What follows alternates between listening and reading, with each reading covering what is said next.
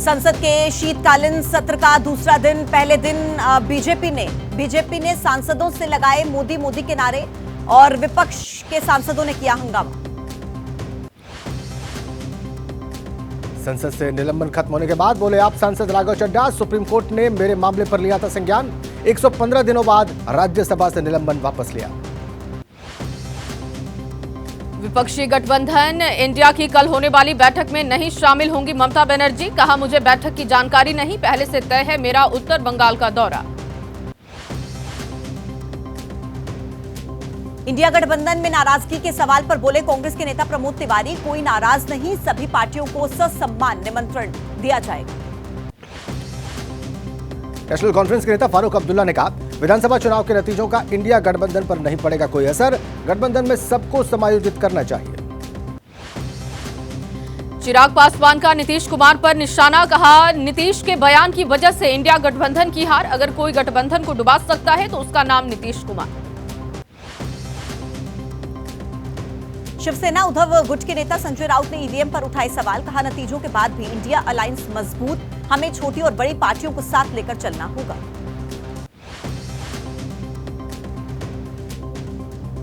SP अध्यक्ष अखिलेश यादव ने ballot paper से चुनाव कराने की मांग की, कहा नतीजों से हम निराश नहीं, आने वाले समय में नतीजे दूसरे होंगे।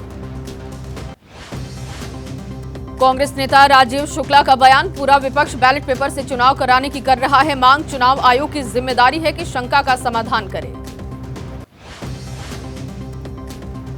बैलेट पेपर से चुनाव कराने को लेकर कांग्रेस के नेता अधीर रंजन चौधरी का बयान, ऐसी चर्चा कि दुनिया के बहुत से देशों में अभी भी बैलेट पेपर से ही चुनाव होता है। कांग्रेस नेता दिग्विजय सिंह का एक्स पर पोस्ट, पोस्टल बैलेट में कांग्रेस को 199 सीटों पर बढ़त, ईवीएम काउंटिंग में अधिकांश सीटों पर हमें नहीं मिला मतदाताओं का पूरा भरोसा। टीएमसी नेता अभिषेक बनर्जी ने कहा काम और व्यवहार में दिखे एक साथ लड़ने का प्रयास, केवल शब्दों से नहीं बनेगी बात। एसपी नेता उदयवीर सिंह का बयान, जिन्हें गलत फहमियां रही वो जरूर करें आकलन, कई लोग बने घूम रहे थे मुख्यमंत्री नहीं था गठबंधन का भाव। प्रशांत किशोर का बयान, पीएम मोदी का ग्राफ ऊपर नीचे होने से नहीं मिलता मत, बीजेपी को वोट मिलने की वजह पता करे विरोधी, फिर करें हराने की कोशिश। बीजेपी ने कहा जनता ने पीएम मोदी के नेतृत्व पर जताया भरोसा, बीजेपी और एनडीए को दिया समर्थन, बीते 9 साल में 67 साल से ज्यादा विकास हुआ। राजस्थान में आज होगी कांग्रेस की बैठक, कांग्रेस विधायक दल की बैठक में हार की समीक्षा होगी, पार्टी के जीते हुए सभी विधायक बैठक में हिस्सा लेंगे। अमित शाह और जेपी नड्डा से मिले राजस्थान बीजेपी अध्यक्ष सीपी जोशी और महासचिव अरुण सिंह, मुख्यमंत्री पद की रेस में है सीपी जोशी का नाम। संसद से इस्तीफा देंगे विधायक चुने गए बीजेपी सांसद, सूत्रों के हवाले से खबर, 4 राज्यों में 21 सांसदों को बीजेपी ने बनाया था विधानसभा का प्रत्याशी। राजस्थान बीजेपी को आलाकमान के आदेश का इंतजार, बीजेपी के नेता नारायण लाल पंचारिया ने कहा कि गहलोत ने अपनी नीतियों को लेकर जनता को किया था गुमराह। राजस्थान बीजेपी के नेता बाबा बालकनाथ ने एबीपी न्यूज से कहा राजस्थान में भी चलेगा बुलडोजर, हमारा हर पार्टी कार्यकर्ता है संत। राजस्थान बीजेपी की नेता दिया कुमारी ने एबीपी न्यूज से कहा पार्टी जो जिम्मेदारी देगी उसे निभाऊंगी, मुख्यमंत्री पद की रेस में चल रहा है दिया कुमारी का नाम। जयपुर में वसुंधरा राजे का शक्ति प्रदर्शन, आवास पर मिलने पहुंचे बीजेपी के विधायक, अधिकतर विधायकों के लिए वसुंधरा ने किया था चुनाव प्रचार। वसुंधरा राजे से मिले बीजेपी नेता और पूर्व मंत्री कालीचरण सर्राफ, कहा मुख्यमंत्री का नाम पार्टी नेतृत्व करेगा फाइनल, वसुंधरा राजे हमारी नेता। बीजेपी नेता नरपति सिंह राजवी ने एबीपी न्यूज से कहा दिया कुमारी को मेरी जगह टिकट देना समझ में नहीं आया, जहां से मैं चुनाव लड़ा वहां बीजेपी वर्किंग टीम निर्दलियों के साथ चली गई। विधानसभा चुनाव में हार के बाद कमलनाथ ने आज बुलाई बैठक, नवनिर्वाचित प्रतिनिधियों के साथ पराजित प्रत्याशी भी होंगे शामिल, हार के कारणों की जाएगी समीक्षा। एमपी सरकार के हारने वाले मंत्रियों में शामिल नरोत्तम मिश्रा ने कहा जनता का निर्णय हमेशा होता है सही, शायद हम जनता की सेवा अच्छे से नहीं कर पाए।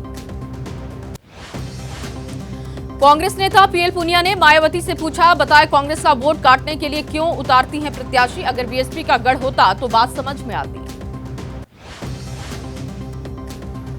बीजेपी की जीत पर मायावती ने खड़ा किया सवाल। यूपी बीजेपी अध्यक्ष भूपेंद्र चौधरी का पलटवार। मायावती ने जनादेश का अपमान किया। शिवराज को कमलनाथ ने मिलकर दी जीत की बधाई। कहा, जब मैं मुख्यमंत्री बना तो शिवराज ने भी दी थी बधाई। चुनाव खत्म होते ही अब शिवराज सिंह बिता रहे फुर्सत के पल। परिवार के साथ उठाए छोले भटूरे और रबड़ी का लुत्फ। भोपाल के रेस्टोरेंट में परिवार के साथ किया डिनर। मध्य प्रदेश में कांग्रेस विधायक महेश परमार ने कांग्रेस की हार की बताई वजह। कहा कि प्रत्याशियों का चयन और कुछ गलतियों की वजह से हारी है कांग्रेस। छत्तीसगढ़ कांग्रेस के नेता टीएस सिंहदेव ने कहा, काम किया इसलिए हमें मिले वोट। पिछली बार के बराबर रहा कांग्रेस का वोट फीसद, लेकिन बीजेपी का बढ़ा। छत्तीसगढ़ के पूर्व सीएम रमन सिंह का बयान। कांग्रेस राज में हुए भ्रष्टाचार की होगी जांच। 2-3 दिन में पूरी हो जाएगी विधायक दल का नेता चुनने की प्रक्रिया। छत्तीसगढ़ बीजेपी के नेता ओपी चौधरी ने एबीपी न्यूज से कहा, कांग्रेस ने सत्ता का दुरुपयोग किया। कांग्रेस का राज माफिया राज था। छत्तीसगढ़ को बना दिया था एटीएम। मुख्यमंत्री पद के सवाल पर छत्तीसगढ़ बीजेपी अध्यक्ष अरुण साव ने कहा, मैं केवल कार्यकर्ता की हैसियत से करता हूं काम। विधायक दल और केंद्रीय नेतृत्व चुनते हैं नेता। तेलंगाना में रेवंत रेड्डी होंगे अगले सीएम। सूत्रों के हवाले से खबर। कांग्रेस सरकार में डिप्टी सीएम के नाम पर जल्द होगा फैसला। असदुद्दीन ओवैसी का कांग्रेस पर पलटवार। राजस्थान और एमपी में मैं था अदृश्य, फिर भी बीजेपी जीती। अब कांग्रेस किसे ठहराएगी जिम्मेदार। बीआरएस की हार के बाद पहली बैठक। पार्टी नेता केसी राव के आवास पर हुई बैठक में पार्टी नेता और विधायक हुए शामिल। तेलंगाना बीजेपी अध्यक्ष जी किशन रेड्डी ने एबीपी न्यूज से कहा, 2018 में जीते थे 1 सीट, इस बार हमारी सीटें बढ़ी। बीजेपी का वोट प्रतिशत बढ़कर 2 गुना से ज्यादा हुआ। तीसरी बार चुनाव जीतने के बाद बीजेपी के विधायक टी राजा ने कहा कि दाऊद और पाकिस्तान में बैठे आतंकवादी मुझे हराना चाहते थे। ओवैसी से मिलकर मुझे हराने की साजिश रची। नीतीश के स्वास्थ्य को लेकर सियासी महाभारत। जीतन राम मांझी का एक्स पर पोस्ट, उनको कुछ हुआ भी है या फिर सिर्फ उनके साथ राजनीतिक साजिश चल रही है। नीतीश की सेहत पर गरमाई बिहार की सियासत। चिराग पासवान ने की हेल्थ बुलेटिन जारी करने की मांग। कहा, मुख्यमंत्री के बारे में मेडिकल बुलेटिन जारी होना चाहिए।